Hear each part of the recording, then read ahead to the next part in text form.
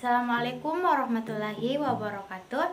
Perkenalkan, kami dari kelompok 6 kelas MPIA yang beranggotakan 7 anggota kelompok, yaitu yang pertama Fadila, yang kedua Nur Ibni, yang ketiga Sarti, yang keempat Rini Adriani, yang kelima Nur Rizky Amalia, yang keenam Rizky Handayani, dan yang ketujuh Yusril Sakir. Video ini dibuat untuk memenuhi tugas mata kuliah Sistem Informasi Manajemen Pendidikan dengan judul materi Pemodelan Proses Perangkat Lunak. Selamat menyaksikan. Perkenalkan, nama saya Fadila dengan NIM 203119004. Di sini saya sebagai anggota pertama akan memaparkan materi dengan judul model sekuensial linear dan model prototype. Yang pertama, model sekuensial linear. Sekuensial linear merupakan metode pengembangan sistem untuk membuat perangkat lunak yang dimulai pada proses analisis perangkat lunak, dilanjutkan desain, kemudian pembuatan perangkat lunak, dan diakhiri dengan pengujian perangkat lunak. Model sekuensial linear cukup efektif untuk diterapkan sebagai model dalam pengembangan sebuah sistem, karena tiap tahapan yang dilakukan mudah untuk diaplikasikan. Sekuensial linear mengusulkan sebuah pendekatan kepada perkembangan perangkat lunak yang sistematik dan sekuensial, yang dimulai pada tingkatan dan kemajuan pada sistem seluruh analisis, desain, kode, pengujian, dan pemeliharaan. Dimodelkan setelah siklus rekayasa konvensional. Model sekuensial linear melingkupi aktivitas-aktivitas sebagai berikut. Yang pertama, rekayasa dan pemodelan sistem atau informasi. Yang kedua, analisis kebutuhan perangkat lunak. Yang ketiga, desain. Yang keempat, generasi kode. Yang kelima, pengujian. Dan yang keenam, pemeliharaan. Yang kedua, model prototype. OGDB dan kawan-kawan menyampaikan bahwa prototype merupakan metode pengembangan perangkat lunak yang berupa model fisik kerja sistem dan berfungsi sebagai versi awal dari sistem. Dengan metode prototype, ini akan dihasilkan prototype sistem sebagai perantara pengembang dan pengguna agar dapat berinteraksi dalam proses kegiatan pengembangan sistem informasi. Agar proses pembuatan prototype ini berhasil dengan baik adalah dengan mendefinisikan aturan-aturan pada tahap awal, yaitu pengembang dan pengguna harus satu pemahaman bahwa prototype dibangun untuk mendefinisikan kebutuhan awal. Prototype akan dihilangkan atau ditambahkan pada bagiannya sehingga sesuai dengan perencanaan dan analisis yang dilakukan oleh pengembang sampai dengan uji coba dilakukan secara simultan seiring dengan proses pengembangan. Ada 4 metodologi prototype yang paling utama, yaitu illustrative, simulate, fungsional, dan evaluationary. Dibuatnya sebuah prototipe bagi pengembang sistem bertujuan untuk mengumpulkan informasi dari pengguna, sehingga pengguna dapat berinteraksi dengan metode prototipe yang dikembangkan. Sebab prototipe menggambarkan versi awal dari sistem untuk kelanjutan sistem yang sesungguhnya yang lebih besar. Perkenalkan, nama saya Nur Ibni, NIM 203119014. Pada kesempatan ini saya akan membawakan materi yaitu model RAD atau Rapid Application Development. Model RAD atau Rapid Application Development atau Rapid Prototyping adalah model proses pembangunan perangkat lunak yang tergolong dalam teknik inkremental atau bertingkat. RAD menekankan pada siklus pembangunan pendek, singkat, dan cepat. Waktu yang singkat adalah batasan yang penting untuk model ini. Rapid Application Development menggunakan metode iteratif atau berulang dalam mengembangkan sistem di mana working model atau model bekerja sistem dikonstruksikan di awal tahap pengembangan dengan tujuan menetapkan kebutuhan atau requirement user dan selanjutnya disingkirkan. Working model digunakan kadang-kadang saja sebagai basis desain dan implementasi sistem final. Metode RAT mempunyai 3 tahapan utama, yaitu yang pertama rencana kebutuhan. Pada tahap ini, user dan analis melakukan semacam pertemuan untuk melakukan identifikasi tujuan dari aplikasi atau sistem dan melakukan identifikasi kebutuhan informasi untuk mencapai tujuan. Yang kedua, proses desain. Pada tahap ini adalah melakukan proses desain dan melakukan perbaikan-perbaikan apabila masih terdapat ketidaksesuaian desain antara user dan analis. Yang ketiga, implementasi. Setelah desain dari sistem yang akan dibuat sudah disetujui baik itu oleh user dan analis, maka pada tahap ini programmer mengembangkan desain menjadi suatu program. Setelah program selesai, baik itu sebagian maupun secara keseluruhan, maka dilakukan proses pengujian terhadap program tersebut apakah terdapat kesalahan atau tidak sebelum diaplikasikan pada suatu organisasi. Pada saat akan menggunakan metode RAT, perlu memperhatikan kondisi-kondisi yang bisa menunjang dan menghambat keberhasilan dari suatu sistem. Adapun kondisi penunjang, beberapa kondisi yang dapat menunjang keberhasilan dari RAT adalah sebagai berikut. Yang pertama yaitu sistem berjalan sendiri. Yang kedua, kinerja dari sistem bukan faktor terpenting. Ketiga, distribusi produk yang bersifat sempit. Keempat, ruang lingkup yang terbatas. Kelima, kehandalan dari sistem bukan faktor terpenting. Keenam, membutuhkan teknologi yang tidak terlalu baru atau lebih dari 1 tahun. Ketujuh, sistem dapat dipecah-pecah menjadi bagian-bagian yang lebih kecil. Kondisi penghambat. Beberapa kondisi yang dapat menghambat keberhasilan dari RAT adalah yang pertama yaitu sistem harus dapat berjalan secara bersamaan dengan sistem yang lama. Kedua, komponen-komponen penunjang sangat langka untuk didapatkan. Ketiga, kinerja yang optimal merupakan faktor terpenting. Keempat, distribusi produk yang bersifat luas. Kelima, ruang lingkup yang luas. Keenam, apabila digunakan untuk membuat sistem operasi di mana membutuhkan sistem yang handal. Yang ketujuh, sistem dapat dipecah-pecah menjadi bagian-bagian yang lebih kecil.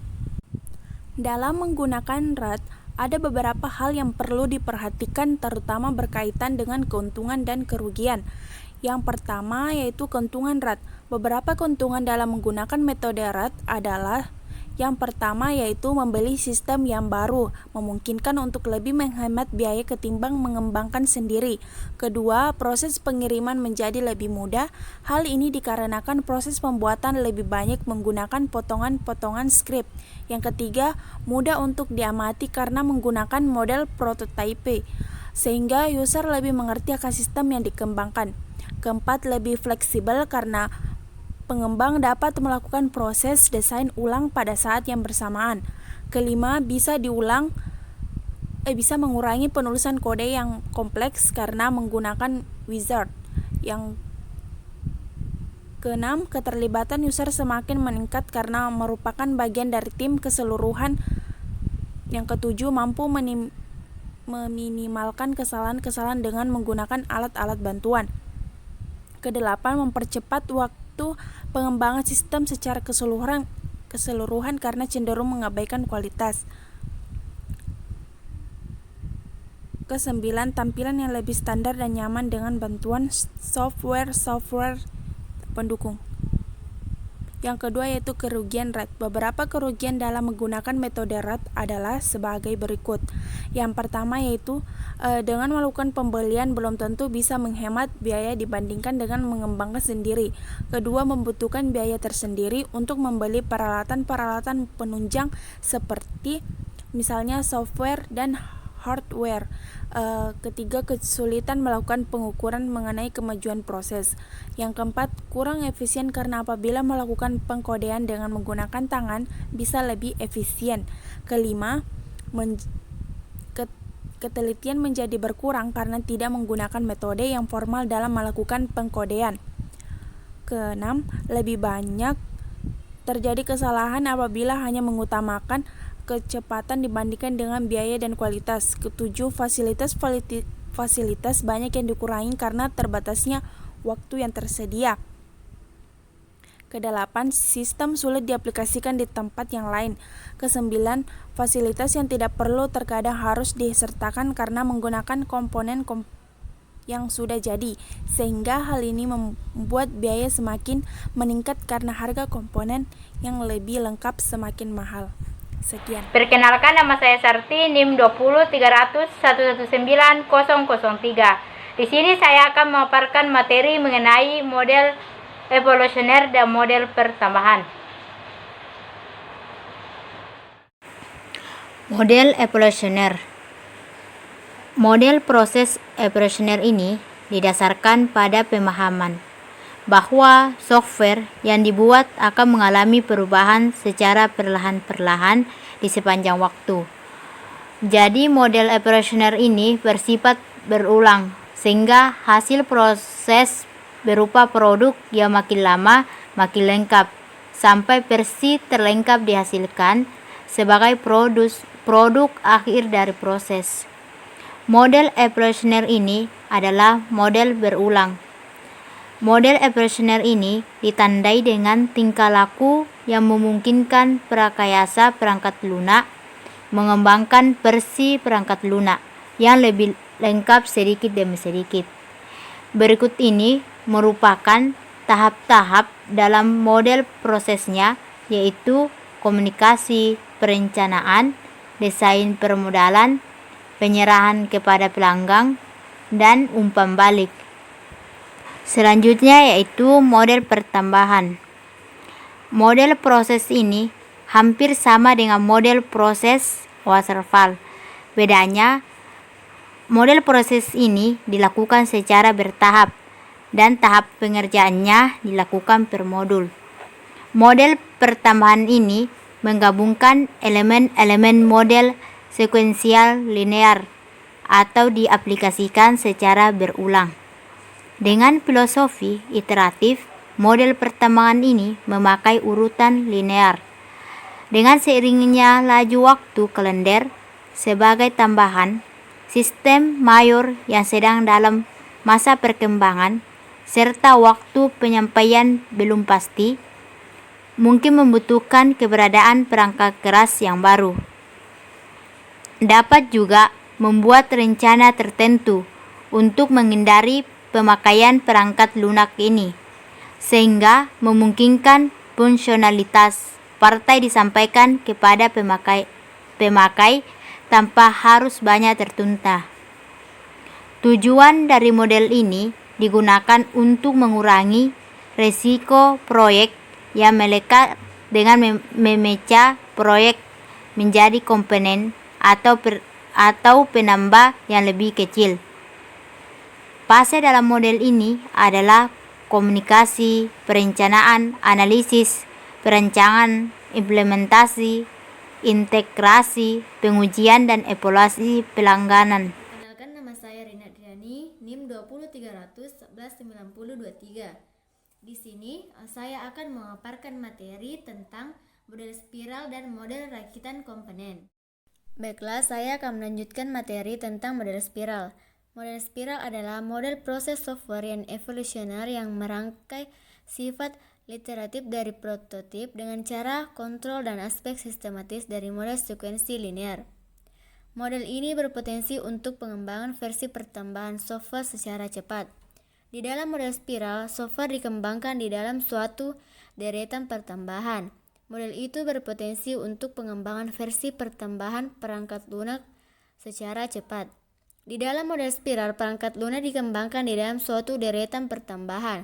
Model spiral dibagi menjadi sejumlah aktivitas kerangka kerja, disebut juga wilayah tugas di antara 3-6 wilayah tugas. Model spiral yang berisi 6 wilayah tugas yaitu: yang pertama, komunikasi pelanggan; yang kedua, perencanaan; yang ketiga, analisis risiko; yang keempat, perekayasaan; yang kelima, konstruksi dan peluncuran; yang keenam, evaluasi pelanggan. Selanjutnya, model rakitan komponen. Model rakitan komponen menggabungkan beberapa karakteristik model spiral. Model ini bersifat evolusioner, sehingga membutuhkan pendekatan iteratif untuk menciptakan perangkat lunak. Akan tetapi, model rakitan komponen merangkai aplikasi dari komponen perangkat lunak sebelum dipaketkan, atau kadang-kadang disebut kelas. Aktivitas perangkat lunak dimulai dengan identifikasi calon kelas. Hal ini dipenuhi dengan mengamati data yang akan dimanipulasi, data dan algoritma yang berhubungan dengan sebuah kelas. Kelas-kelas yang diciptakan di dalam proyek perangkat lunak disimpan di dalam pustaka kelas atau tempat penyimpanan. Sekali kelas-kelas kandidat diidentifikasi, pustaka-pustaka kelas diamati untuk menentukan apakah kelas-kelas itu ada. Bila ada, kelas itu kemudian diekstraksi dari pustaka dan digunakan lagi. Jika sebuah kelas kandidat tidak ada di dalam pustaka, dia direkayasa dengan menggunakan metode yang berorientasi objek. Baik, perkenalkan, nama saya Nurul Rizky Amelia, NIM 20300119035. Baiklah, di sini saya akan memaparkan model perkembangan konkurer dan model formal. Model perkembangan konkuler. Model proses konkuler sering digunakan sebagai paradigma bagi pengembangan aplikasi klien dan servis. Sistem digunakan disebut sebagai rangkaian komponen fungsional, dan apabila diaplikasikan kepada klien dan servis, model proses konkuler dapat didefinisikan sebagai aktivitas di dalam dunia di dua dimensi, yaitu dimensi sistem dan dimensi komponen. Isu tingkat sistem ditunjukkan dengan menggunakan 3 aktivitas, yaitu desain, analysis, dan ansibility dan pemakaian. Dimensi komponen ditunjukkan dengan 2 aktivitas, yaitu desain dan realisasi. Model pengembangan konkuler disebut juga rekayasa bersamaan dan dapat dipresentasikan secara sistematik sebagai rangkaian aktivitas teknik utama, tugas, dan status terkait. Model formal mencakup serangkaian aktivitas yang mengarah pada spesifikasi matematika formal perangkat lunak komputer.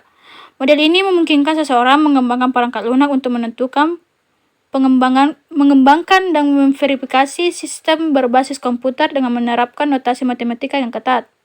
Menurut Wills, Dreis, dan Linger, variasi dari pendekatan. Perkenalkan, nama saya Yusril Musakir, NIM 20300119038, kelas MPIA. Adapun materi saya yang pertama adalah teknologi proses. Selanjutnya, teknologi proses. Model proses yang telah didiskusikan pada bagian terdahulu harus disesuaikan dahulu sebelum digunakan oleh tim proyek perangkat lunak. Untuk melakukan telah dikembangkan alat-alat bantu teknologi proses untuk membuat organisasi yang sedang berlangsung, mengorganisasi tugas-tugas kerja, mengontrol dan memonitor kemajuan, serta mengatur kualitas teknis. Alat-alat bantu teknologi proses memperbolehkan organisasi perangkat lunak untuk membangun sebuah model kerangka kerja proses umum otomatis, sejumlah tugas dan aktivitas pelindung. Model tersebut yang biasanya diwakili sebagai sebuah jaringan kemudian dapat dianalisis untuk menentukan aliran kerja khusus dan mengamati struktur proses alternatif yang menyebabkan pengaruh dan waktu biaya pengembangan. Sekali sebuah proses yang bisa diterima diciptakan, alat-alat bantu teknologi proses yang lain dapat dipergunakan untuk mengalokasi, memonitor, dan bahkan mengontrol semua tugas rekayasa perangkat lunak yang didefinisikan sebagai bagian dari model proses. Setiap anggota tim proyek perangkat lunak bisa mempergunakan alat-alat tersebut untuk mengembangkan checklist dari tugas-tugas kerja yang dilakukan, hasil-hasil kerja yang akan diproduksi, dan aktivitas penjamin kualitas yang akan dilakukan. Alat-alat bantu teknologi proses juga dapat dipergunakan untuk mengkoordinasi penggunaan alat-alat bantu perangkat lunak komputer, bantuan sesuai untuk tugas-tugas kerja khusus. Perkenalkan, nama saya Rizky Handayani, NIM 20300119041. Di sini, saya akan memaparkan materi tentang produk dan proses. Materi selanjutnya yaitu produk dan proses. Bila proses lemah, maka tidak diragukan lagi hasil akhirnya akan buruk. Akan tetapi, ketergantungan yang obsesif pada proses juga berbahaya. Secara singkat, Margaret David mengomentari dualitas hasil dan proses sebagai berikut. Sekitar setiap 10 tahun lebih atau kurang dari 5, komunitas perangkat lunak kembali mendefinisikan masalah dengan menggeser fokusnya dari isu produk ke isu proses. Demikianlah, kita telah mempergunakan bahasa program terstruktur produk diikuti dengan metode analisis terstruktur proses. diikuti dengan enkapsulasi data produk, diikuti dengan penekanan pada rekayasa perangkat lunak, Institute Software Development Capability, Maturity Model Process. Orang menarik sebanyak mungkin atau lebih kepuasan dari proses kreatif seperti yang mereka lakukan pada produk akhir. Seorang artis menikmati goresan kuas sebanyak dia menikmati hasil yang sudah dibingkai. Seorang penulis menikmati pencarian gaya bahasa yang sesuai dengan seperti menikmati buku yang sudah selesai. Seorang profesional perangkat lunak yang kreatif juga akan mendapat kepuasan dari proses sebanyak dia menggunakan produk atau hasil akhir. Dualitas produk dan proses merupakan elemen yang penting di dalam menjaga manusia-manusia kreatif agar tetap terjalin, sementara rekayasa pemrograman dan perangkat lunak diselesaikan. Kemudian, produk juga bisa berupa sistem berbasis komputer, perangkat lunak pemecahan masalah, dan sebagainya. Proyek perangkat lunak yang direncanakan dan dikendalikan adalah produk. Dengan kata lain, produk adalah hasil dari proyek, sedangkan proses memfasilitasi pengembangan perangkat lunak dengan membuat struktur rencana menyeluruh untuk pengembangan perangkat lunak. Proses ini bertindak sebagai template yang dapat digunakan kembali melalui pembuatan stage-nya dan digunakan untuk mengarahkan proyek. Adapun perbedaan utama antara produk dan proses adalah bahwa produk tersebut merupakan hasil dari proyek perangkat lunak yang dibangun oleh tipe orang yang berbeda. Di sisi lain, proses tersebut digunakan untuk memandu proyek dalam langkah-langkah kuantitatif untuk mendapatkan produk yang sesuai. Kesimpulan dari perbedaan antara produk dan proses yaitu produk adalah artefak yang diproduksi dalam kehidupan proyek, misalnya model, kode sumber, dokumentasi, dan dieksekusi. Sebaliknya, proses merupakan rangkaian tahapan yang meliputi operasi, kendala, dan sumber daya menghasilkan keluaran tertentu. Baik, itulah tadi pemaparan dari kelompok kami. Sekian dan terima kasih. Wassalamualaikum warahmatullahi wabarakatuh.